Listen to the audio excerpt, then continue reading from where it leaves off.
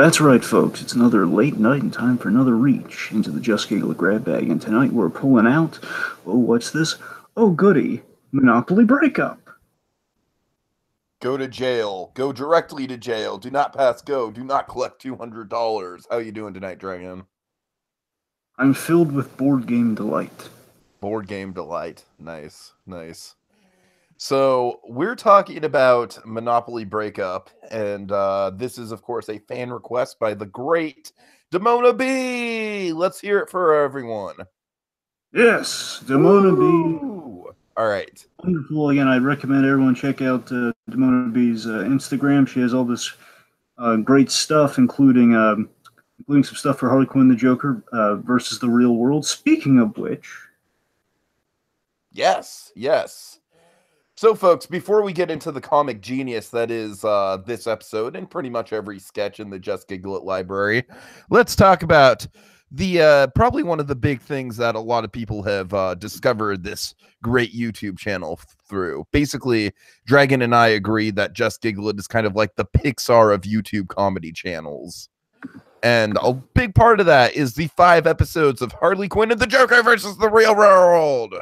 I mean, folks, if Just Giggle It didn't have the bases loaded for being kind of the sketch comedy supreme, Harley Quinn the Joker is this bizarrely wonderful anomaly that not only does it kind of work on the sketch comedy level, it ascends that in such a way that it again, it honors and tributes such iconic characters that are over 7 decades old. Well, in the case of Joker and Harley Quinn, just 25 years and still kicking.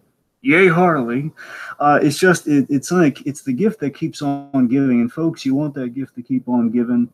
More so and more so, you're going to come back to those episodes. Hopefully, you're going to watch all 5, and then by the end of 5, you say, "Oh my God, I want more! I'm hooked now. I'm addicted to quality filmmaking on a web series level. I need more. Darn it, more!" And if you need more, well, look no further, folks, because I'm going to tell you how you can make everybody's dreams come true. You're going to watch that episode again and again and again. Episode 5, to be specific. You're going to tell your friends about it. You're going to tell your neighbors about it. You're going to tell your not so friendly neighbors. You're going to send a little telegram. So you send some poor kid with a telegram to go there, knock on the door and say, "Hey, watch Harley Quinn the Joker." You're going to tell Jesse Plemons from Game Night about it. Essentially, you're going to find some carrier pigeons. Or alternatively, the weird doppelganger version of that guy, the gin rummy guy from Christopher Robin. Or you can go the really creepy route and use the Black Mirror version of Jesse Plemons. I mean, that'll get the word out, but in really creepy ways. But my point, folks, is whether it's by carrier pigeon or just by via email, spread the word for Harley Quinn the Joker episode 5. We get it up to 1 million views, and folks, those views are going up, but not nearly fast enough to any of our likings. We get it up. They already got scripts written, they got plans, they got desire, they got the chutzpah, folks. They want to make more episodes to satiate not only their creative impulses, but us, the loving audience of the master class of sketch comedy and web series maker. That is JGI, otherwise known as Just Giggle It. So, folks, we can make it happen. We can make the dream work. All it takes is a little teamwork, and we can get more Harley Quinn the Joker versus the real world. And folks, trust me, it's worth it. And speaking of quality web series, before we go back to kind of the monopoly of it all this fine evening, thanks to Damona B, real quick, want to shout out 2 other Just Giggle It projects that are in the works right now, folks, because order now. No, I'm kidding. But wait, there's more. You're darn tootin' there's more. Not only is there Harley Quinn the Joker versus the real world on the horizon, get that viewership up, we have 2 other shows in the works right now, 2 other pilots and kind of series that are in the works as we speak this very moment. We have Earth Do-Over, the pilot that the fine folks Just Giggle are working on. Think you want to tell them a little bit about Earth Do-Over? You know what? I think you know more about it than I do, honestly. Well, at this point, folks, all we know about is that it's kind of this ingenious premise, kind of most likely kind of a fun, smart, funny commentary on reboots, where essentially 2 angels kind of vaguely preacher style, vaguely kind of like Preacher meets Hitchhiker's Guide to the Galaxies, and we're going to reboot. They're trying to basically do a sales pitch on God to reboot the Earth. Religious with just the right amount of comedy and just again, folks, it's I'm so intrigued by this idea. We have Joshua Thomas in the lead along with Emma Leonard. course, who dazzled us all in waitress flirting. Mm-hmm. And of course, folks, the other thing we have going on at Tiki, and I know you know about this one. I finally got a title on it, so we don't have to keep spinning our wheels just talking about it. It's a So spin-off of a it's not spin-off. basically the Just Giggle It equivalent of untitled Pixar film about emotions. Yes, we finally have a title on it, so we should definitely spread that here. Another project, folks. Just Giggle It. When you think, what are they gonna? What can they possibly do next to amaze us even more than we've been amazed already? Well, folks, they're bringing radio back in a big way, thanks to a spinoff of the Eartime podcast with Josh and Austin. In this case, it's Eartime Stories. Remember the Hero. So again, Eartime Stories is kind of what this new banner show is going to be. It's a radio show, folks, and the idea is they're going to have kind of these kind of limited kind of mini series, and basically after, depending on the success of each one, they're most likely going to be doing more and kind of pulling from more, basically crafting more stories from the Eartime Stories catalog of things, Nice, most likely. nice. I like that. Yeah, I'm just saying that's definitely what this indicates. And folks, so right now, again, we've gotten a little taste of it. You go visit Just Giggle It's Twitter, or eventually the video will be put up on the Just Giggle It channel. You'll be able to watch it and enjoy and just kind of be wowed and sucked into it. Again, that's Eartime Stories. Remember the Hero. It's very fascinating. We wouldn't be doing it justice if we told you about it. Just go listen to it, go seek it out, and maybe we'll definitely be plugging it Maybe more. One day we'll do that inevitable podcast about a podcast, but not today. Not today. So again, folks, Earth Do Over, Eartime Stories, and Harley Quinn There's the a lot Joker. of podcasts about cereal, so don't discount that. Harley Quinn the Joker versus the Real World, Episode 5. Keep it on your mind. Okay. Jazz hands. All right. Yeah. Okay. So Monopoly Breakup. So this is Just Giggled sketch number 68, but interestingly, it is an archival pool. They reached it again. Joshua Thomas, as I've been saying for years, it kind of got vaguely confirmed by him. But again, Joshua Thomas has almost this Prince-like vault of hidden projects and kind of like things in I know mothballs. he really does. We have like a Race Away. We have all these other short films and like stuff from the. And we've also talked about like there's side projects we could talk about, like because Johnny Walter and I'm sorry, Kelsey, I'm sorry, Verbilski. Yeah, they've been in like quite a few projects together as well. So there's this entire like Just Giggle It extended universe out there, folks. We've only touched the surface of the iceberg on the grab bag. Like the Jim Burrows verse in the Norman Lear verse, there's all sorts of sitcoms and spin-offs of said sitcoms that develop into a cinematic universe. If you really think about it, really hard. Like you have the Jeffersons, you got All in the Family, you got Hauser Street, you got Gloria, that show no one talks about anymore. You got all these extended shows, and just there's that little breadcrumb trail of like, oh my god, they all came from the same source. Tell me more. Watching You, of course, which we were just recently blown away by. Absolutely, and again, folks, there's talk again, folks. Never underestimate the power of positive feedback and embracing something that maybe not a lot of people embrace. Because when you look at Watching You, folks, just the swell of interest in people watching you. Sorry for the emphasis on watching, but when you watch this show, folks, again, you can make something happen, like you can with Harley Quinn the Joker versus the Real World. Episode 5 is that there's a chance we might get more Watching You in the future. We might pick up where that extended pilot left off, and again, there's a plethora of plentiful possibilities with this. Mm-hmm. Anyway. Okay. So, so of course, this was directed by Mark Mahoney, whose name I don't quite recognize, at least from the ones that we've covered so far. And this was written by Mark Mahoney and the great and talented and starring Alex Poncioooooooo. All right, now, Dragon, you said Damona B is an artist, right?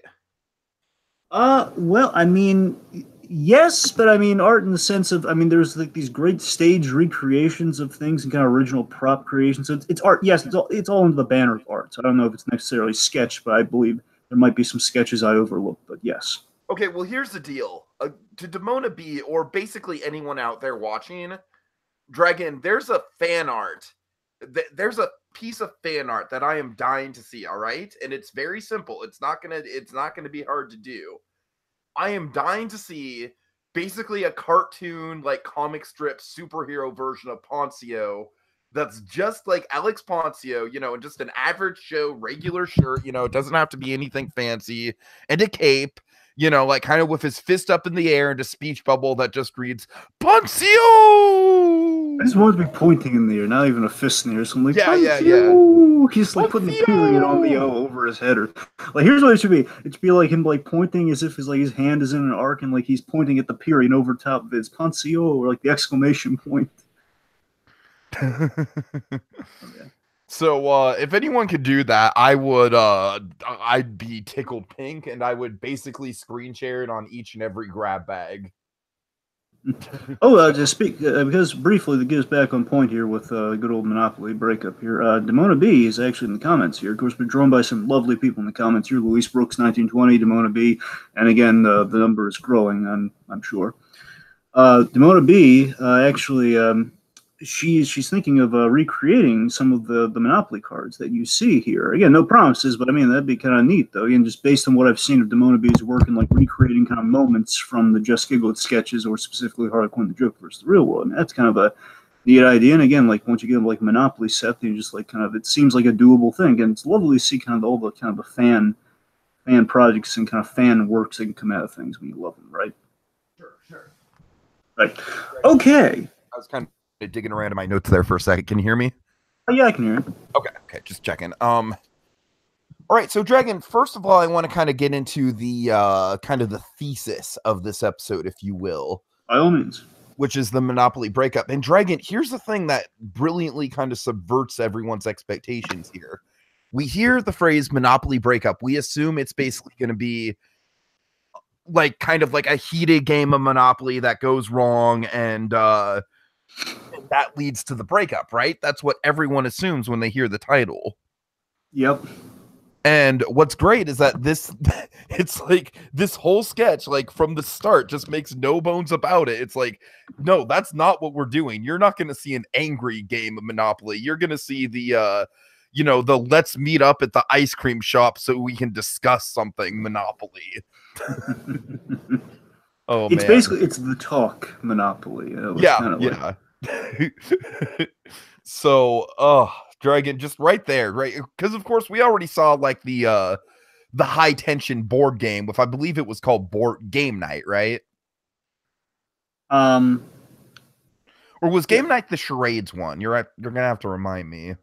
No, I believe it's Game Night. I'm pretty sure it's Game Night, but here's the thing, you kind of threw me for a loop there because I'm thinking of like while we were doing that, you threw all these like, oh, have you seen Game Night yet? All of that. Yeah, stuff. Now you're thinking of the Jesse Plemons movie. That's what I'm saying. Because I'm trying to make sure. Like, wait a minute, is it Game Night? But I think it's Game Night, and just you kept bringing that up, so I think it's the same title. So just to be clear, Dragon, just as a casual conversation, like you have not seen Jesse Plemons Game Night yet. Not yet. Believe me, once it's like on HBO or something, I'll definitely check it out. Get on it. All right. Anyway, so Dragon, as Alex Poncioooooooo would say, ladies first. All right. What? I'm just jumping into the episode. All right. I'm not calling you a lady. I'm just saying like that's literally the first line of the episode is Alex Poncioooooooo very dapperly being like, ladies first. Oh, I know that. This is kind of a bumpy transition, though. You're right. That was a bumpy transition. Okay, so yes, we have this cute couple. It's a little cute couple. They're playing Monopoly together, and then we have the Poncioooooooo. He's a young boy in love, essentially. It would seem. It would seem. Like this bashful, overbearing, like, oh, ladies first. And of course, I love the chemistry between Poncioooooooo and of course definitely credit her here because I think we meant to kind of the background. I meant to shout her out here, might as well because we're at the start of it. Vanessa Smith, who I checked this time, we had not seen before unless she was like a plant in the corner or something. In the sketches that we have covered so far have not seen Vanessa Smith so far. Again, it's an archival piece, so maybe that's the reason. I don't know. Point is,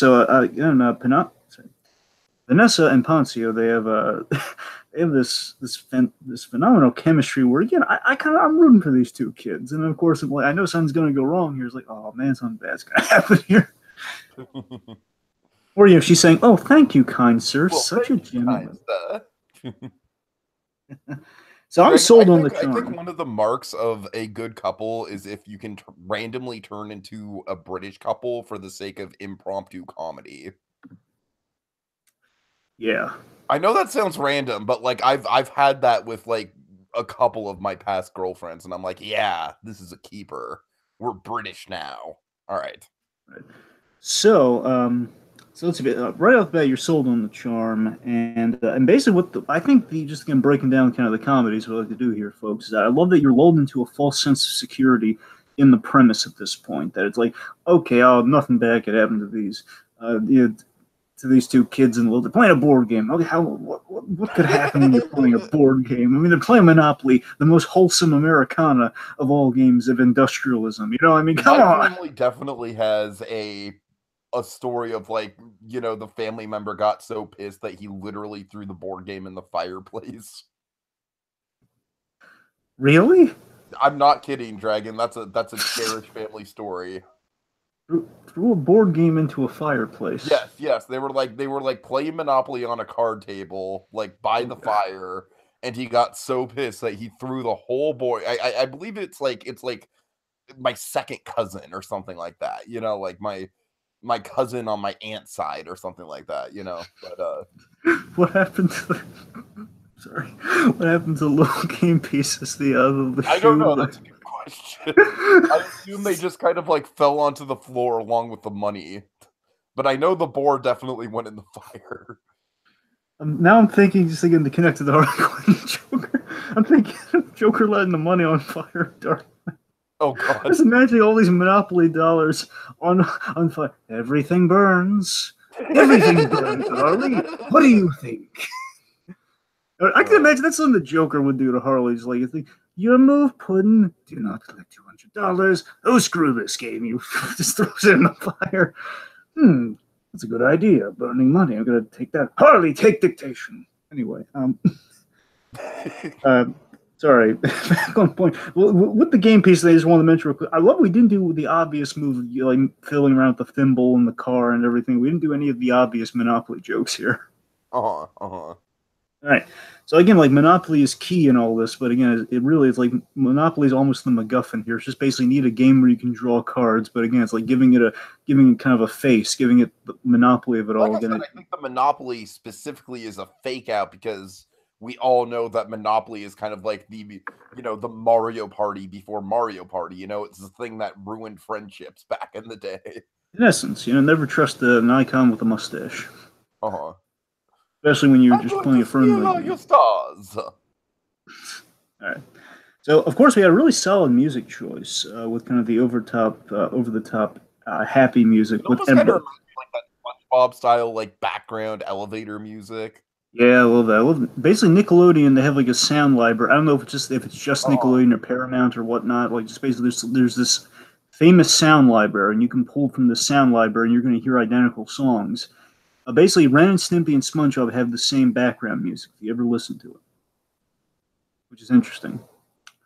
So, what was I getting at? Oh, yes. So I love it. This happy-go-lucky music again, lulling into that false sense of security. But I love that there's a tip-off to you. It's like the first moment where you see, okay, a storm's coming, something's on the horizon here, bum bum bum bum, where you have the sad drain on the happy music. I don't know if that was naturally built into the music or if they did that with whatever music they went with here. If they had this sad drain as if it was being played in the wrong key or something, Right. It's like dun, dun, dun, dun. It's like it's like that. Dun, dun, dun. It's like something's bad here. So basically, we begin the most passive aggressive board game ever. Begins. They begin playing the most passive-aggressive board game ever. Yep. So she lands on Community Chest, and basically we see what we see in the root image right here, folks. We see a Community Chest card, and taped to it is, "I think we should see other people." Oh god, so good, folks! I just love. What's hilarious about this, Dragon, and I really hope this is an intentional detail on JustGiggleIt's part. What? The fact that this is taped over a go directly to jail card. I'm sorry, I've now just put that together, like, of the significance of putting it to that card. Like, I hope that's intentional. I didn't think it was intentional when you bring it up like that. I kind of want it to be now. Because again, that's the perfect like omen of like. Here's the real question. I got to go back and watch it now because I want to for like the umpteenth time. I want to see if now you bring it up. I want to see if all the cards are negative cards that they pull up. That's what I really want to see. If they're all like go to jail cards. That's what I really want to know. Anyway, so yes, basically, we reveal the card that is drawn with what you see before you here, and then we have. What makes me think that it's not intentional though is Poncioooooo's line. Really? Well, because Poncioooooo's line, he's like, she's like taken aback, but he's like, "Oh, good for you! You get $200." Yeah, and it says right on the card, "Do not collect $200."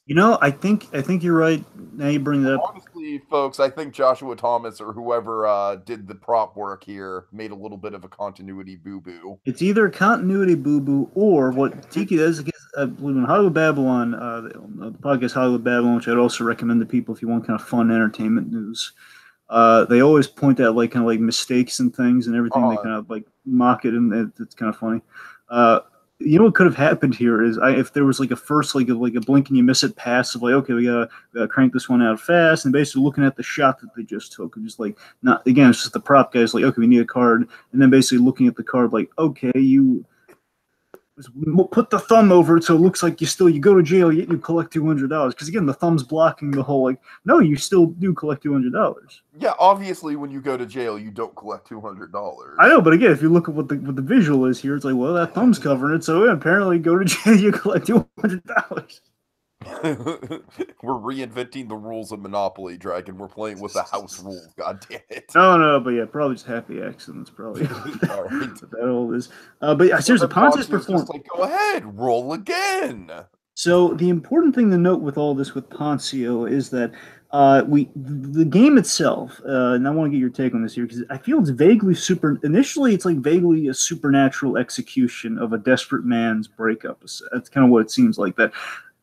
Like the vaguely supernatural in terms of like it's just dumb luck that she happens to land on the on the community chess pieces each time. Essentially, yeah. I mean, here's the thing. I mean, it could be. Like, I read it as in a rewatch. I read that Poncio has he basically all the cards like he's made it so all the cards are breakup things. Like he's gone into like the extensive detail, basically putting these breakup notes on every card in the deck. Mm-hmm. But of course, we have a thing later on that happens that makes you wonder: is it supernatural? Because there's a card coming up that he wasn't expecting. So I wonder if, again, it's like question: if there's a vaguely supernatural nature within the comedy or not. You're kind of like a one night stand sort of thing, where it's like the worst nightmare scenario of like, oh my god, everywhere you turn, she's there, and there's the mother-in-law, and there's the father-in-law, and then she's there. Something like that. I think that's kind of what's going on, Dragon. I can sign off on that. That's the thing, like Poncio, because there was I mentioned like at this point because Poncio he's acting like it's not there, and it makes you wonder: is the girl imagining this? Is she projecting this onto the card? I like that theory. See, that's what I'm saying. It's a little up in the air with the supernatural element because again, like Poncio acts like it's not there. Though, hey, you collect $200.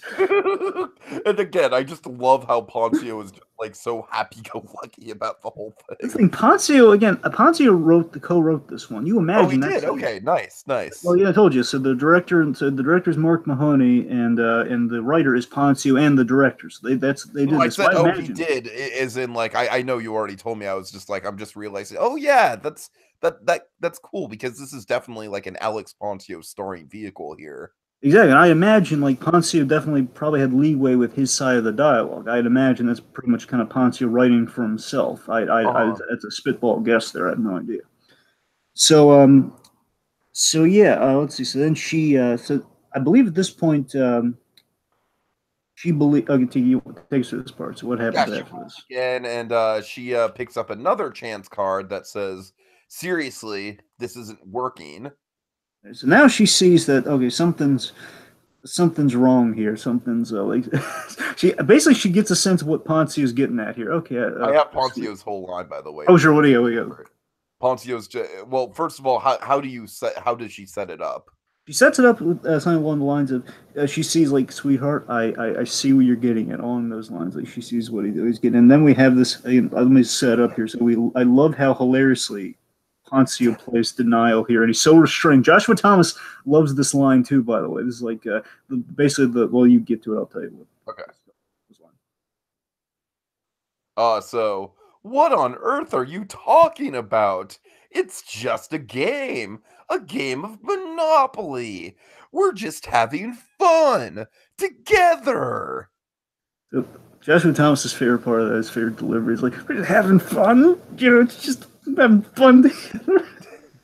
It's just like restricted he is in this being so it's just he's like no, and again this makes you think that okay, he's actually doctored all the cards, but again you're not sure because of the next bit. It's like it's basically this could just be his feelings projected onto the game of like no, we're playing a game, it's just a game. So again, Ponzi's just MVP of the whole thing with that line right there. It's like perfect. Again, I think she's giving it a try here, and she wants to maybe save the relationship or like talk things out. And Ponzi, he wants like to chew his own arm off to get out of the relationship practically.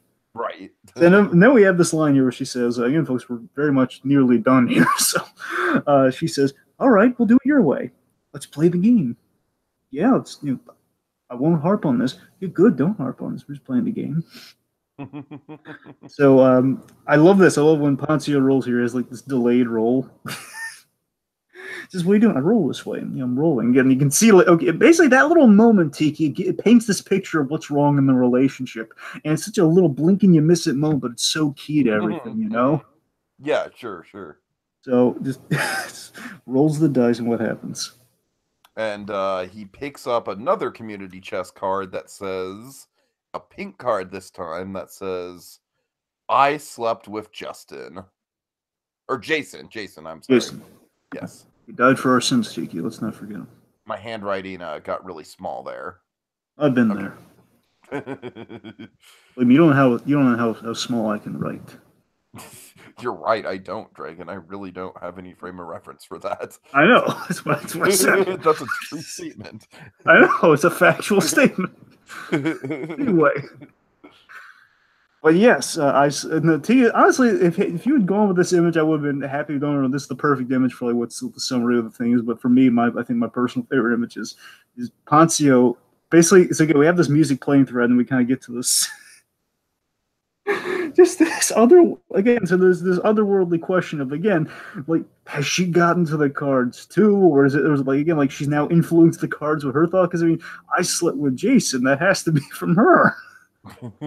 But again, there's a question of again with that supernatural thing. Could it be his projection of like I know what happened too? Basically, like this is like maybe like kind of he's looking for reasons to break up, and he knows this to be true, and that's kind of what she's conveying. Basically, like the actual dialogue that is spoken is conveying what the cards are spelling out for the audience, possibly. Right. So my favorite shot is him processing the card. You have Poncio just sitting back, and he's looking at this card, and it ends at just the right moment with that for me. It ends at just the right beat with him, like just slumping over some back, looking at the card, and it's just like the perfect place to end it, really. It really is. It really is. And then we get a little Alex Poncioooooooo like, if you like this, then subscribe. If you didn't, then get out of here. I believe they're using like I think here's the thing, T. I could be crazy. I think they're using the same Poncio subscribe clip for all the Poncio. That videos. could be. I'm pretty sure because I think they only have two versions of it. They have the upside down one. Well, yeah, of course we have the upside down one. That's a classic. If they ever do a Stranger Things video, they have to use that one. The upside down one. Oh my! They have to use upside down Poncio for that one. They have to, right? Hey guys, I'm upside down now. I don't know why. I just kind of want. It's just ridiculous. I just would love to see upside down Poncio, and then Piper Hinz is walking right side up. Says, "Alex, how did you get upside down?" Don't know. I'm just going with it. Here's the better question, Piper. Why are you right side up? I never thought of that. And then they flip the camera over and says, "See, now you're upside down too. Subscribe." I don't know. All right. Okay, anyway, I think this is a good place to end things off. Real quick, the Damona B has some questions for us. We should answer. Okay, sure. Shoot. She poses to us, quite interesting, of course, folks. We're nothing if not reflective of the fine people watching us right now. Damona B wonders, would you be mad if this happened to you? I guess collectively us. So, like, would you be mad if you basically broke up with via Monopoly money cards. Honestly, it wouldn't be the worst way to handle a breakup. It would give you a heck of a story to tell. You got to admit. I mean, I'd at least appreciate the ingenuity of it. That's the thing. Like, if it is like Ponce having gone to the extreme it's measure of certainly like better than like the whole like, hey, let's have a very cryptic meeting at the malt shop. Yeah. But I'd agree. I'd be honestly, what would happen is, okay, I see the card. It's like, wow. And basically, I'm flipping through the rest of them. Wait a minute, you did all this just to break up? Like, I'm just basically geeking out. Like, oh my god, you really wanted out of this? Like, tell me, not out of a place of betrayal, but out of a place of, you gotta tell me what drove you to this, man? Why? All right. Any other questions? Let's see. It's This might be an explanation. I just want to read it out here. It's two people with the same idea who, do you think, put the pink one in there? I might just not be reading what exactly that question is there. Basically, the pink card, in relation to Vanessa's card. Vanessa had the pink card in there. Mm-hmm. So I think, in my interpretation is, I think Damona B is saying there are two people with the same idea, and maybe somehow she slipped it in when she was drawing a card or something. I don't know, maybe like off while he's rolling the dice, maybe she slipped it in there. I mean, it was a very prolonged dice roll. She did have time. That is true, and there's a chance, like, they knew that. I guess it's like a date night or something. We're gonna play board games, and I guess they're set on Monopoly, so it's like, okay, if he wants to play it this way, it's kind of a hilarious, like, what if idea of like these two people, these absurdly well planned out breakup strategies. Like, okay, what I have my own set of Monopoly breakup cards, and I'm gonna use these, and then basically it's like, okay, he has the same idea. I'm gonna shuffle mine in there. You know what a missed opportunity. What if one of them was doing community chest and the other one was doing chance? I don't know. I'm just saying that freshen things up a bit. Dragon, I have a random question about your Monopoly house rules. Okay. Do you guys do the free parking, like put all the like auxiliary money on free parking? I gotta be honest, Tiki, I'm not really a Monopoly guy at all. Oh, you're not? Yeah, I imagine I gotta tell you, I think I'd be amenable to free parking, though. You know what I'm talking about, right? Like, basically, like, all the money that you spend through, like, you know, the chance cards and, like, the money for jail and everything gets kind of accumulated in free parking, and whoever lands on free parking gets it. Yeah, I'm sorry, I'm a little rusty on, but I think I remember what you're saying. Yeah, I think I'd go with the free parking. I gotta say, it makes for a very high stakes. Like, sometimes that is like worth more than property. It's pretty valuable. Anyways, I'm geeking out over Monopoly. I want to play a good game of Monopoly now. All right, any final thoughts on this one, Dragon?